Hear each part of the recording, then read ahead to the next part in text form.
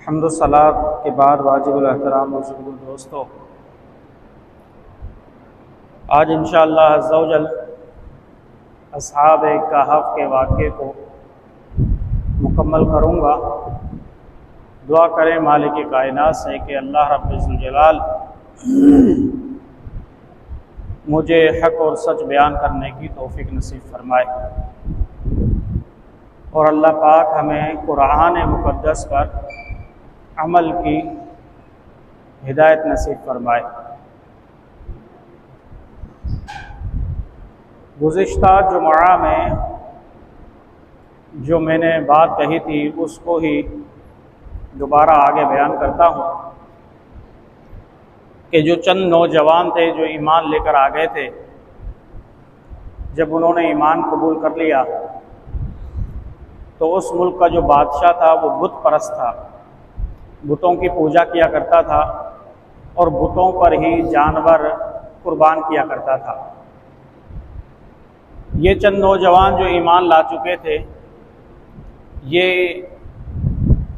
जब मुत्तफ़क़ हो गए, एक दूसरे के ईमान का इनको पता लग गया, तो इन चंद नौजवानों ने एक छोटा सा कमरा बनाया, इबादत खाना। ये चंद नौजवान वहाँ पर जाकर छुप कर ये इबादत किया करते थे और अल्लाह रब्बुल जलाल की बारगाह में सजदा रेज़ रहा करते थे। उसी मकान के अंदर ज़िक्र अस्कार भी करते, इबादत भी करते, नमाज भी पढ़ते। तो बादशाह के जो मुखबर होते हैं वो हर जगह घूमते रहते थे। तो बादशाह के मुखबरों ने बादशाह को ये रिपोर्ट दी कि हमने चंद नौजवानों को देखा है कि वो सजदा रेज़ हैं, लेकिन जब वो सजदा कर रहे थे तो उनके सामने कोई बुत रखा हुआ नहीं था, उनके सामने कोई बुत मौजूद नहीं था। अब वो पता नहीं किसको सजदा कर रहे थे। ए बादशाह, ऐसा ना हो कि तेरे मुल्क के अंदर कोई फितना और फसाद पैदा हो जाए, लिहाजा उनको बुला और उनसे पूछ। बादशाह ने जब उनको बुलाया और कहा कि तुम्हें पता है कि मैं बुतों को पूजता हूँ और बुतों के पूजने की दावत देता हूँ और मैं भी बुतों पर चढ़ावे चढ़ाता हूँ, बकरे उनके सामने कुर्बान करता हूँ और लोगों को भी कहता हूँ कि वो भी ऐसा ही करें, तो तुम किस खुदा को मानते हो? क्या तुम भी बुतों को मानते हो, उन पर चढ़ावे चढ़ाते हो? तो अल्लाह रब्बुल जलाल ने उनके दिलों को मजबूत कर दिया।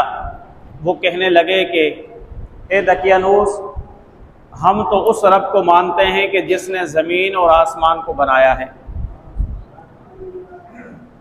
हम उस रब की इबादत करते हैं। हम अंधी तकलीद नहीं करते कि जो हमारे कौम के लोग कर रहे हैं कि उनके आबा व अजदाद बुत परस्ती करते आए तो हम भी करें। हम अंधी तकलीद नहीं करते।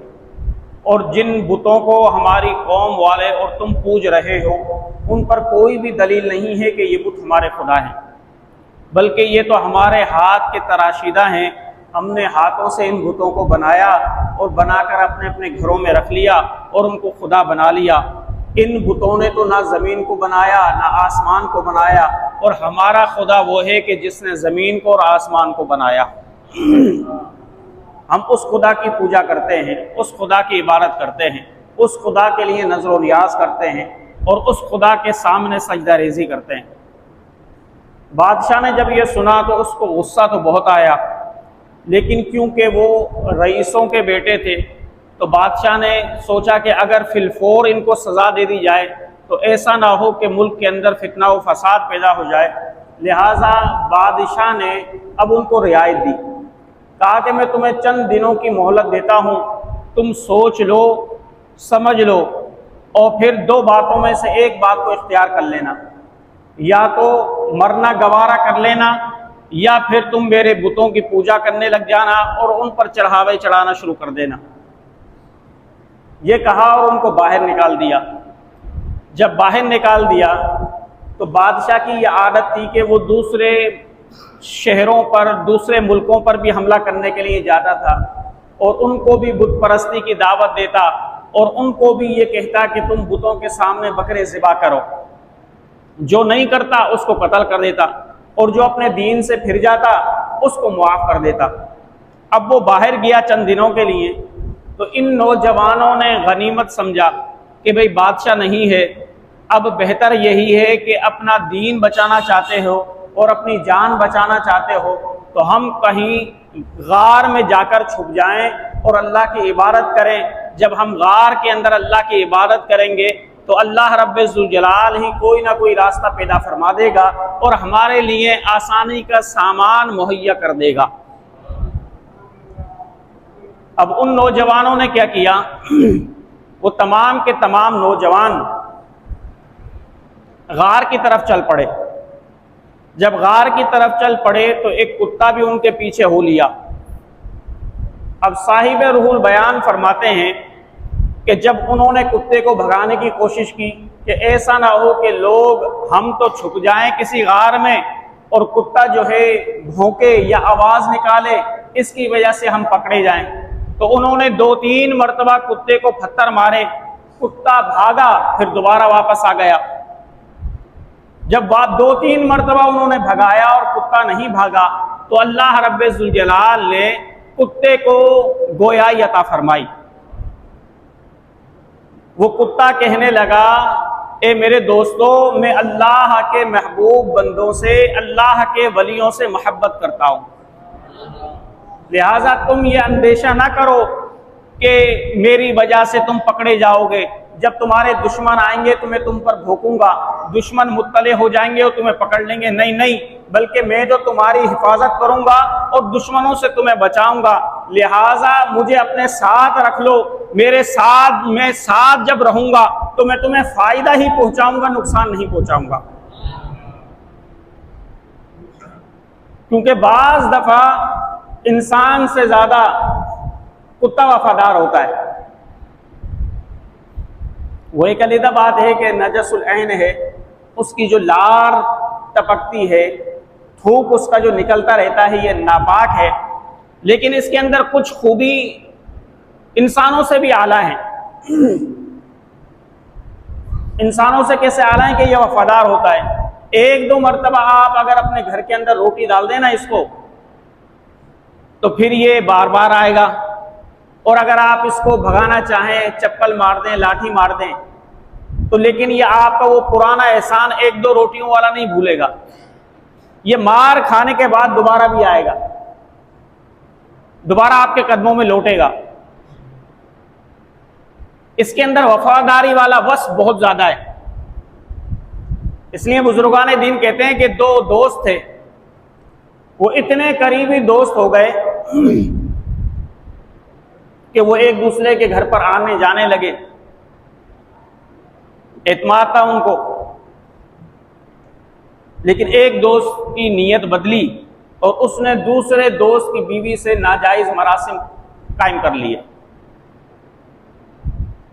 जब कायम कर लिए तो वो दोस्त घर पर नहीं था, उसका कुत्ता उसके घर के अंदर था। उसने क्या किया, ये खयानत बर्दाश्त न की और कुत्ते ने शोहर उसके दोस्त पर हमला कर दिया। अब वो बड़ी जिन्स का कुत्ता था, शेर की तरह ताकतवर था, उसने उस मर्द पर हमला किया और उसको मार डाला। मारकर उसने क्या किया, बाहर निकलकर खड़ा हो गया और जोर जोर से शोर मचाने लगा। जब मोहल्ले वाले इकट्ठे हो गए, उस दोस्त को भी बुलाया गया। तो जब मोहल्ले वाले घर के अंदर दाखिल हुए, वो दोस्त भी घर के अंदर दाखिल हुआ, तो वो देखा कि मेरा दोस्त ही मेरी बीवी के साथ लेटा हुआ है। तो उस वक्त मौलाना रूम अलैहि रहमा फरमाते हैं, उस वक्त उसने एक मिसाली जुमला कहा कि वाह दोस्त वाह, तू तो इंसान है लेकिन कुत्ता तुझसे ज्यादा वफादार निकला।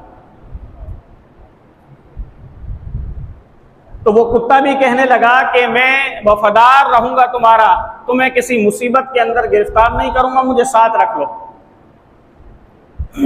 अब वो गार के अंदर गए। जब गार के अंदर चले गए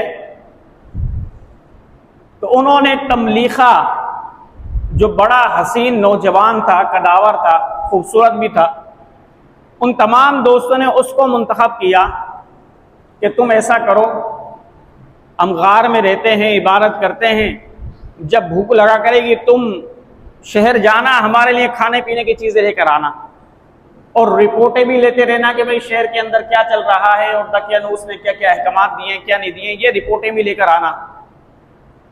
अब तमलीहा क्या करता, गार में से जब निकलने लगता तो अपना, क्योंकि रईस था, अच्छा लिबास पहना करता था, वो क्या करता कि अपना नया लिबास उतार कर फ़कीरों वाला लिबास पहन लेता।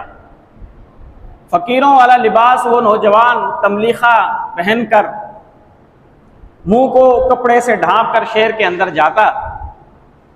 जो उसके पास दिनार थे, बाजार में जाता, वो दिनार देता, खाने पीने का सामान लेता और लोगों की बातें सुनता कि क्या बातें कर रहे हैं। तो वहां पर यही बातें होती रहती कि बादशाह बड़ा नाराज है, वो चंद नौजवान जिनको बादशाह ने मोहलत दी थी वो भाग गए, अब बादशाह के हाथ वो नहीं आ रहे।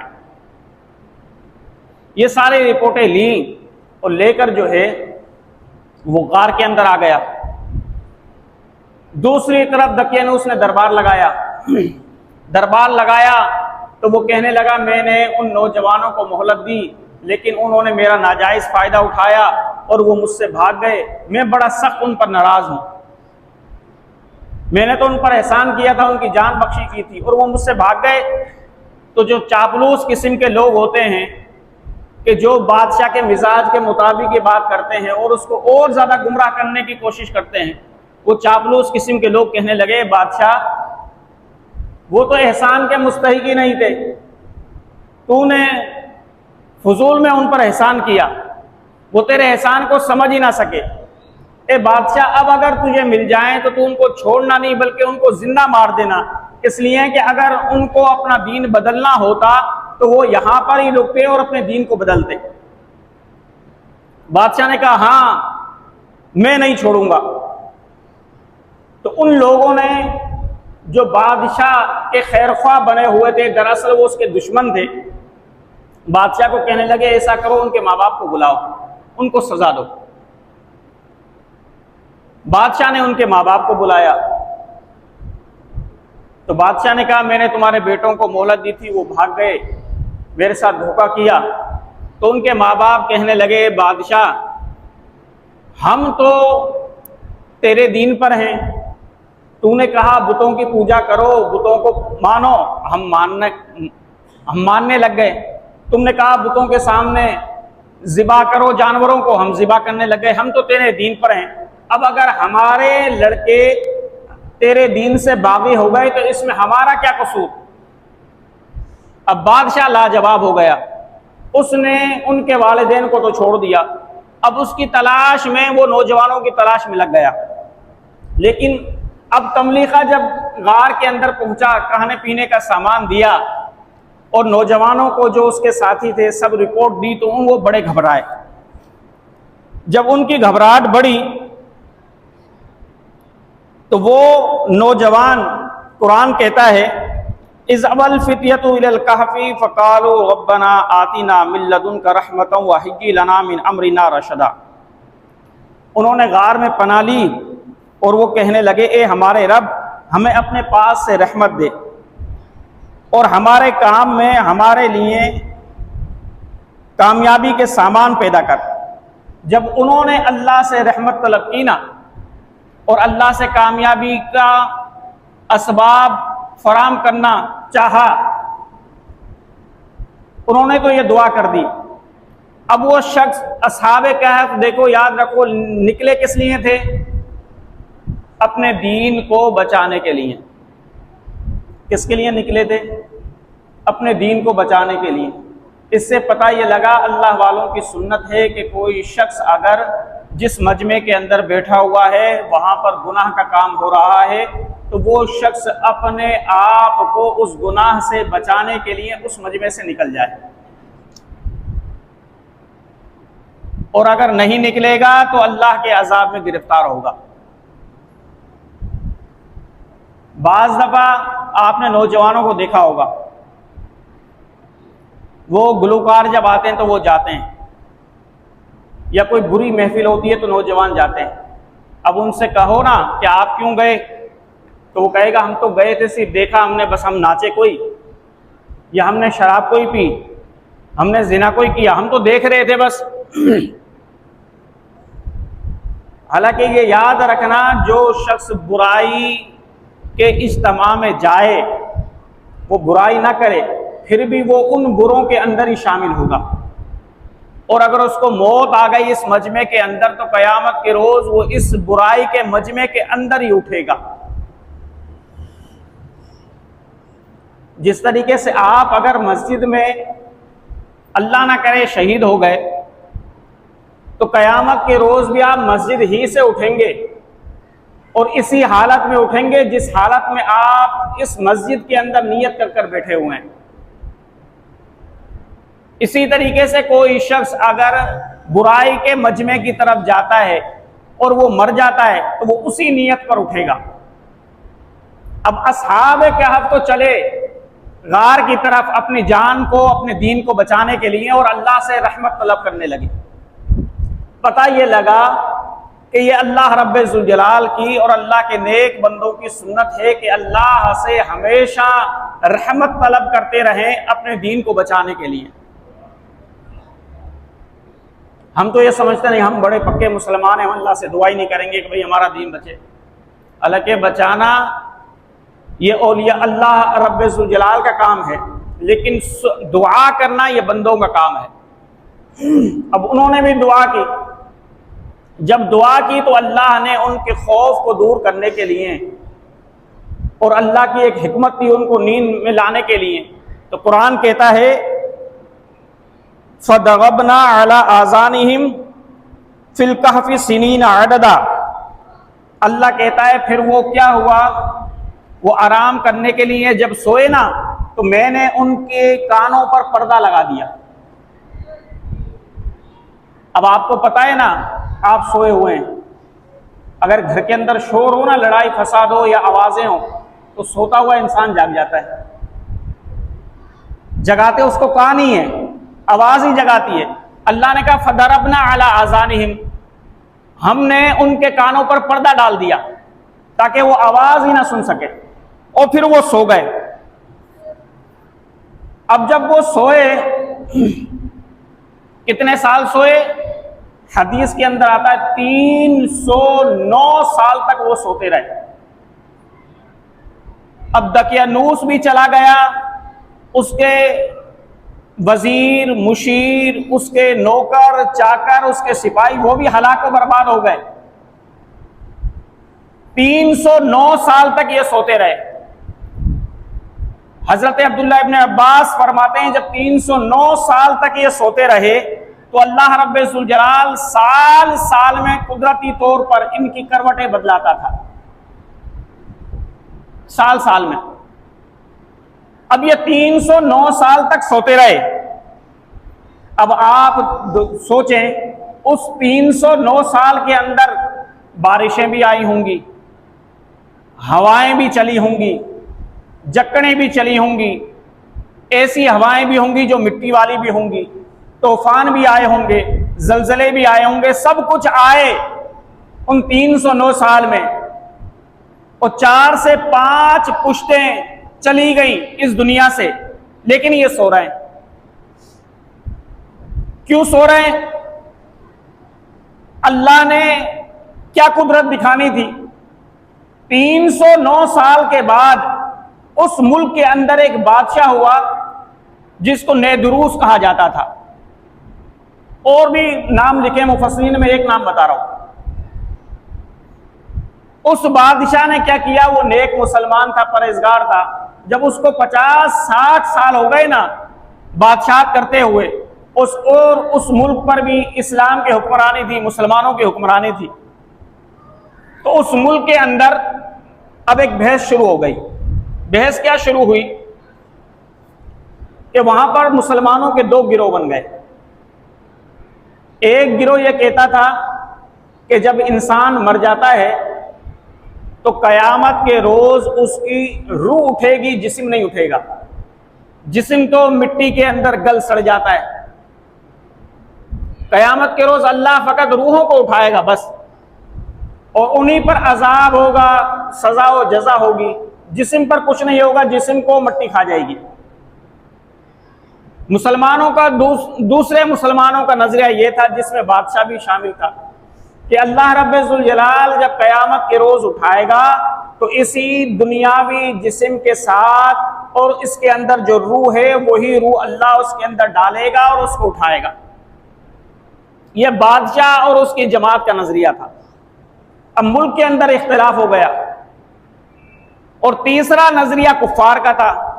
वो ये कहते थे कि दुनिया के अंदर खूब खाओ, कमाओ, खूब ऐश करो, आखिरत कोई चीज नहीं है, कयामत कोई चीज नहीं है, बस इंसान मरा, जमीन के पेट पर गया और वो मट्टी हो गया, अब उसकी रूह भी खत्म, उसका जिस्म भी खत्म, कयामत वयामत कोई चीज नहीं है। अब चलो काफिरों की तो बात समझ में आई कि वो तो है ही काफिर, वो इनकार करें कोई ताज्जुब की बात नहीं है। लेकिन मुसलमानों में जो दूसरा गिरोह था जो कहता था सिर्फ रूह उठेगी और जिस्म नहीं उठेगा, इसने बड़ा फितना और फसाद फैलाया। हत्ता के बहुत से उलमा इस अकीदे पर हामिल हो गए। बादशाह ने जब उन उलमाओं को बुलाया, उनके बड़े बड़े जय्यदों को, तो उनसे जब उनका अकीदा पूछा तो वो भी यही कहने लगे, भाई हमारा अकीदा भी यह है कि अल्लाह कयामत के रोज रूहों को उठाएगा, जिस्मों को नहीं उठाएगा। बादशाह बड़ा परेशान हुआ। बादशाह ने क्या किया, रात हुई, जिस कमरे में वो रहा करता था वहां से सोने की चीजों को, जो बिस्तर वगैरह थे, जो पलंग वगैरह थे, उनको निकलवाया और कहा कि मेरे कमरे के अंदर राख बिखेर दो। राख समझते हो ना, लकड़ी जलाते हैं फिर जो राख बनती है, कहा कि राख बिखेर दो। पूरे कमरे पर राख बिखेर दी। टाट का लिबास यानी बोरिये का लिबास, जो बोरी हमारे यहां होती है, उसका लिबास बनाया, वो पहना। अपने सर पर से ताज उतारा और उतार कर कमरे के अंदर गया और राख पर बैठ गया। राख पर बैठकर अल्लाह रब्बुल जलाल से मुनाजात करने लगा कि मालिक कायनात, मेरा अकीदा तो ये है कि तू रूह और जिस्म के साथ कयामत के रोज उठाएगा, लेकिन अब कुछ मुसलमानों में से ऐसे लोग भी हो गए, वो कह रहे हैं सिर्फ तू रूह को उठाएगा, जिस्मों को नहीं उठाएगा। ए मेरे मालिक, मेरे मुल्क के अंदर फितना व फसाद पैदा हो रहा है, ए अल्लाह इस फितना व फसाद को खत्म कर। रो रो कर दुआएं करने लगा। अब उस बादशाह का रोज ये मामूल था, कई महीने तक वो दुआ करता रहा इसी तरीके से कि शाम होती, टाट का लिबास पहनता, राख पर बैठता, अल्लाह रब्बुल जलाल से गिरिया उजारी करता और कहता, या अल्लाह अब इस मसले को खत्म फरमा, कोई ऐसी निशानी जाहिर कर कि जिससे हक वाज़े हो जाए और तेरी तौहीद का बोलबाला हो जाए। रोज रोता और दुआ करता। अब इन असहाबे कहफ को 309 साल हो चुके थे। जब 309 साल हो चुके थे, अब इस मुसलमान बादशाह की बादशाहत आ चुकी थी। अब यहां पर यह मसला हो गया। जब यह मसला हो गया तो अल्लाह रब्बुल जलाल ने 309 साल के बाद, कुरान कहता है, सुम्मा बअसनाहुम लिनअलमा अय्युल हिज़्बैनी अहसा लिमा लबिसु अमदा। अल्लाह कहता है फिर 309 साल के बाद मैंने असहाबे कहफ को बेदार कर दिया। बेदार जब कर दिया तो मैंने दोनों गिरोह को, यानी जो नौजवान सोए हुए थे, उनमें दो गिरोह कर दिए। एक गिरोह कहने लगा, भाई कितना सोए हम, तो वो कहने लगे कि एक दिन या दिन का बाद हिस्सा। दूसरा कहने लगा, नहीं नहीं, शायद हम ज्यादा सोए हैं। अब मैं मुख्तसर करता हूं क्योंकि इस जुमे मुझे ये वाकया पूरा करना है। तो जो उनका सरदार था, जो सबसे उम्र में बड़ा था, वो कहने लगा, भाई अल्लाह ही बेहतर जानता है हम कितने साल सोए,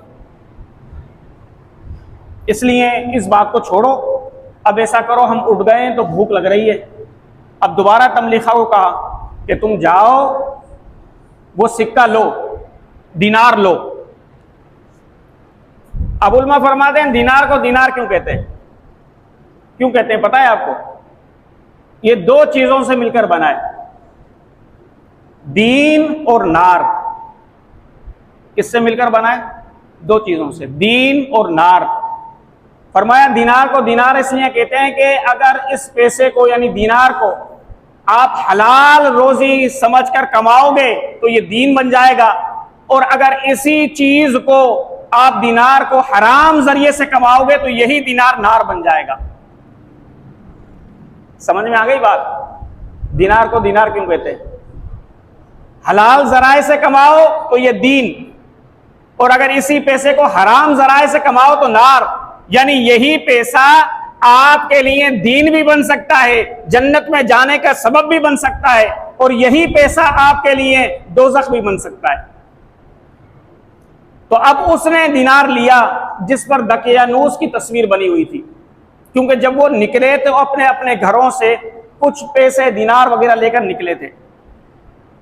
अब तमलीखा ने क्या किया? वही पुरानी आदत, अपना गरीबाना लिबास पहना, चेहरे को ढांपा और ढांप कर बाहर निकला। और खुदा की कुदरत, वो तमाम के तमाम भी सही, और 309 साल तक जिस दर पर कुत्ता बैठा हुआ था वो कुत्ता भी इसी तरह महफूज रहा। अब देखो हैरान करने वाली बात थी या नहीं? 309 साल हदीस के अंदर आता है, 309 साल सोए। अब जब ये तमलीखा बाहर निकला और जो शहर का दरवाजा होता था, जब उसने देखा तो वहां के नक्शो निगार ही अलहदा, लोगों के चेहरों के नुकूश ही अलहदा, लोगों के पहनने की चीजें ही अलहदा। अब वो हैरान हो गया। जैसे जैसे वो शहर के अंदर गया, लोगों के चेहरों को देखता कि भाई बिल्कुल नाआशना है, ये तो पहचाने ही नहीं जा रहे चेहरे कौन है। इनका लिबास भी मुख्तलिफ हो गया, अब दुकानें भी मुख्तलिफ हो गई, बाजार भी मुख्तलिफ हो गया। अब उसके दिल के अंदर घबराहट पैदा हुई, तमलीखा के दिल में, कि या अल्लाह ये क्या माजरा है? अभी तो हम गए थे सुबह और हम दूसरे दिन आए और इतना कुछ बदल गया। या अल्लाह ये क्या माजरा है? अब तमलीखा भी परेशान। अब उसने क्या किया, कहा कि चलो अब मैं ऐसा करता हूं, जल्दी से पैसे लेता हूं, खाना लेता हूं और जाता हूं। अब उसने नान बाई को, जो होटल वाला होता है, उसको वो दीनार दिया। जब उसने वो दीनार लिया तो उस पर दकियानूस की तस्वीर, अब वो दकियानूस को पहचानता ही नहीं था, उस दीनार को भी नहीं पहचानता था, क्योंकि वहां पर तो अब पैसा ही दूसरा हो चुका था। अब वो नान भाई गौर से देखने लगा कि भाई ये तो सोने का है और इस पर किसी बादशाह की तस्वीर बनी हुई है। वो हैरान होकर उस दीनार को देखने लगा। उसने फिर दूसरे दो बराबर वाले दुकान को दी कि भाई देखो ये क्या है। उसने तीसरे दुकान वाले को दी। जब उन्होंने ऐसे 3-4 दुकान वालों को दिखाने के लिए दिया, वो 3-4 दुकान वाले आए और तमलीखा को घेर लिया। कहा कि भाई तुम में कोई खजाना मिला है किसी पहाड़ वहाड़ से, अब बताओ वो खजाना कहां है। अब तमलीखा हैरान कि मैं ये किस मुसीबत के अंदर फंस गया, और ये क्या कह रहे हैं कि खजाना मिला है। अब उसके जहन के अंदर और ज्यादा सवाल पैदा होने लगे। वो कहने लगे बताओ कहां से मिला ये खजाना। तमलीखा कहने लगा खुदा के बंदो, मैं सुबह तो ये अपने घर से पैसे लेकर निकला हूं और दूसरे दिन आया हूं, खजाना क्या है? ये हमारे घर की पूंजी है, मैं अपने अब्बा के पैसों में से लेकर निकला था ये पैसे। तो दुकानदार कहने लगे तो ये पैसे तो इस शहर में चलते ही नहीं, तुम कैसे कह रहे हो? ये अलगर्ज ये लंबा किस्सा है लेकिन मुख्तसर करूं। ये बात चलते चलते बादशाह तक पहुंची, जो नेक बादशाह था। वो अल्लाह की बारगाह में दुआएं करता रहता था, या अल्लाह इस किस्से को पाक कर और कयामत के जो उठना है, जिस्मों के साथ उठना है और उसी जिस्म के अंदर उसी रूह का उठना है, या अल्लाह इसको वाजे कर। वो ये दुआएं करता रहता था। उस तमलीखा को बादशाह के पास लाया गया। जब लाया गया तो उस बादशाह के संदूक में चंद नौजवानों के नाम लिखे हुए थे, जो नस्ल दर नस्ल उस बादशाह के खानदान में मुंतकिल होते हुए आ रहे थे। बादशाह ने पूछा कि बताओ तुम कौन हो? तो वो कहने लगा, भाई हम कल यहां से निकले थे, मेरा नाम तमलीखा है। तो इस मुल्क के अंदर दकियानूस की बादशाह थी, उसके जुल्म और सितम से बचने के लिए, अपने दीन को बचाने के लिए, अपनी जान को बचाने के लिए हम कल यहां से निकले थे, और आज मैं ये इनकलाब देख रहा हूं कि न वो बादशाह है, न वो लोग हैं, न वो सिपाही हैं, न वो वजीर हैं, न वो मुशीर हैं, आज तो चेहरे ही नए। बादशाह ने कहा तुम्हारा नाम क्या है? उसने कहा तमलीखा। बादशाह ने वो तख्ती मंगाई जिस पर असहाब कहफ के नाम लिखे हुए थे। कहा कि दूसरे साथियों के नाम बताओ। उस तमलीखा ने जब दूसरे साथियों के नाम बताए तो जो तख्ती के अंदर लिखा हुआ था वही नाम बताए। बादशाह फौरन सजदा रेज हो गया और सजदा रेज होकर लोगों से कहने लगा, लोगों तुम ये कहते थे कि अल्लाह जिस्मों के साथ नहीं उठाएगा, जिस्म तो मट्टी में जब जाता है तो मिल जाता है। आओ, अल्लाह रब्बुल जलाल ने हक को वाज़े करने के लिए ये निशानी दिखाई है। आओ मैं तुम्हें बताता हूं कि अल्लाह रब्बुल जलाल कयामत के रोज लोगों को कैसे उठाएगा। अब बादशाह के साथ काफिर भी रवाना हुए, जो सिर्फ रूह के उठने के कायल थे वो भी रवाना हुए, मुसलमान भी रवाना हुए। अब तमलीखा बादशाह से कहने लगा, ए बादशाह तू हमारे साथ जा तो रहा है, मेहरबानी कर, मेरे साथी तो घबरा जाएंगे, वो तो ये समझेंगे दकियानूस की फौज आ रही है। तुम ऐसा करो, मुझे पहले भेजो ताकि पहले मैं उनको समझाऊं तो सही कि ये मामला हुआ है। और अल्लाह ने अजीब कुदरत रखी है कि 309 साल तक हमारे जिस्मों को महफूज रखा है। बादशाह राजी हो गया, कहा कि तुम जाओ। अब वो आगे गया, साथियों को सारी सूरत हाल बताई। तमाम के तमाम असहाब कहफ अल्लाह की बारगाह में रोने लग गए, और जब रोने लग गए अल्लाह रब्बुल जलाल से अर्ज करने लगे, बारे इलाह तूने 309 साल तक हमें सुलाए रखा और हमें पता भी नहीं लगा। 302 साल तक सुलाए रखा। उन 309 साल में कई तूफान आए होंगे, कई आंधियां आई होंगी, लेकिन बारे इलाह तूने हमारे जिस्मों को महफूज रखा। अब वो बादशाह गार के अंदर दाखिल हुआ। जब गार के अंदर दाखिल हुआ तो उसने उनकी हयतों को देखा, बड़े बड़े दराज कद हसीन और जमील चेहरे, न उनके चेहरों पर झाइयां पड़ी, न उनके चेहरे मुरझाए, न उनके बाल सफेद हुए, न उनकी मूछें सफेद हुई, न उनकी दाढ़ी सफेद हुई। जिस तरीके से पहले दिन वो गार के अंदर नौजवान दाखिल हुए थे, 309 साल के बाद भी वो इसी तरह जवान थे। जब ये मामला हो गया तो अल्लाह रब्बुल जलाल ने कुरान में कहा, व कज़ालिका अअसरना अलैहिम लियअलमू अन्न वअदल्लाहि हक़्क़ुन व अन्न अस्साअत ला रैब फ़ीहा। और इसी तरह हमने उनकी इतला कर दी कि लोग जान लें कि अल्लाह का वादा सच्चा है और कयामत में कुछ भी शुबा नहीं है। अब ये कुरान है, अन्ना वअदल्लाहि हक़्क़ुन, ये अल्लाह का सच्चा वादा है, व अन्न अस्साअत ला रैब फ़ीहा, और अल्लाह रब्बुल जलाल कयामत जरूर लेकर आएगा। और लोग जो अभी दुनिया के अंदर जो जिस्म रखते हैं वही जिस्म भी रखेंगे, जो हमारे जिस्मों के अंदर रूह है वही रूह भी होगी, और अल्लाह इसी तरीके से कयामत कायम करेगा और हमें जमा फरमाएगा। मेरे दोस्तों अजीजों, बताने का मकसूद मुद्दा यह है, इसमें और भी कई मसाइल निकलते हैं, पहलू निकलते हैं, लेकिन सिर्फ मैं ये बताना चाहता हूं कि अपने अंदर की रूह को रूह तकवा बनाओ। अब आप कहोगे रूह तकवा कैसे बनाए? याद रखना, ये जो रूह अल्लाह ने हमें दी है ना, ये अमानत है हमारे पास। और अमानत देने वाला कौन है? अल्लाह। रूह किसने दी है? अल्लाह ने दी है। अमानत है हमारे पास। और अल्लाह ने जब रूह दी हमें अमानतन, तो बिल्कुल साफ शफाफ मुजल्ला मुसफ़्फ़ा रूह दी।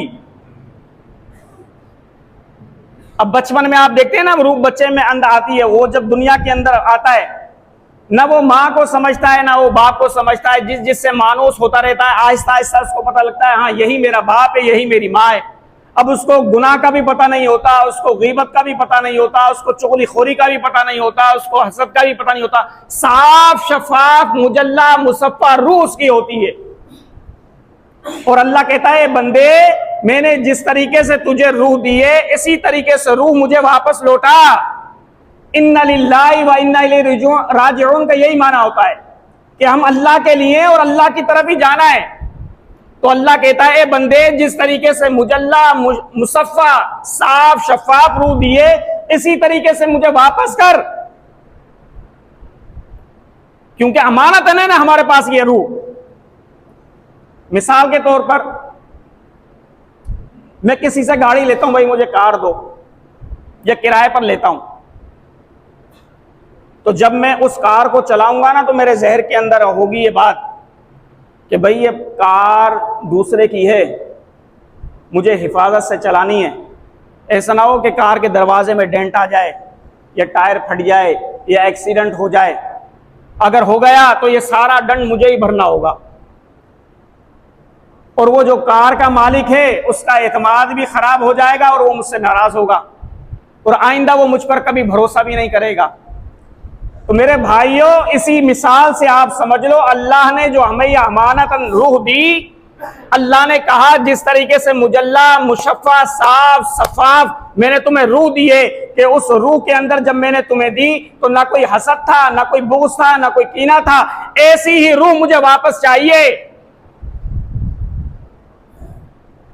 और जब ऐसी ही रूह तुम मुझे दोगे, व इन्ना इलैहि राजिऊन, ऐसी ही रूह तुम्हें मुझे दोगे तो फिर क्या होगा, मैं खुश होऊंगा। जैसे आप गाड़ी के मालिक को बिल्कुल साफ सुथरी जिस तरीके से लेकर गए हो ऐसे ही दे दो, जितना पेट्रोल उसने छोड़ा था उतना ही पेट्रोल उसको वापस दो, तो उसका एतमाद बहाल होता है। वो कहेगा भाई दोबारा ले जा, ये बंदा बड़ा अच्छा है, कोई नुकसान नहीं दिया, कोई गाड़ी के अंदर फाल्ट नहीं आया, तो अब वो मालिक उस पर राजी होगा। ऐसे ही अल्लाह कहता है, इंसान मैंने जो तुझे रूह दी, इस रूह को पाक सफाफ जिस तरीके से दी इसी तरीके से वापस लौटा। जब तू वापस लौटाएगा तो फिर मैं तुम्हें जो है जजा दूंगा, और जजा क्या है, वो जन्नत है।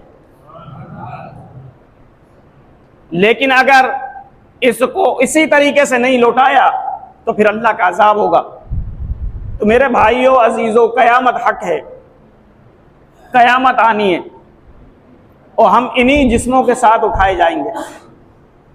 आज हम कहते तो हैं कि हाँ भाई हम मानते हैं कयामत को, लेकिन हमारे अमाल ऐसे नहीं है। ऐसा लगता है कि हम कयामत के मुनकर हो गए। पल पल का हिसाब होना है कयामत में। कुरान कहता है कि जो सुबह के वक्त शमादान से खिड़की से रोशनी में छोटे छोटे ज़र्रात होते हैं, अल्लाह इन छोटे छोटे ज़र्रात के बराबर भी हिसाब लेगा। इसलिए अपने आमाल का मुहासबा करते रहो, नेक आमाल करते रहो। ये रूह भी अमानतन है, ये जिस्म भी अमानतन है, ये अल्लाह रब्बे सुजलाल की बारगाह में हाजिर होना है हमने। और अगर हम अल्लाह की फरमा बरदारी में हाजिर हुए तो कामयाबी,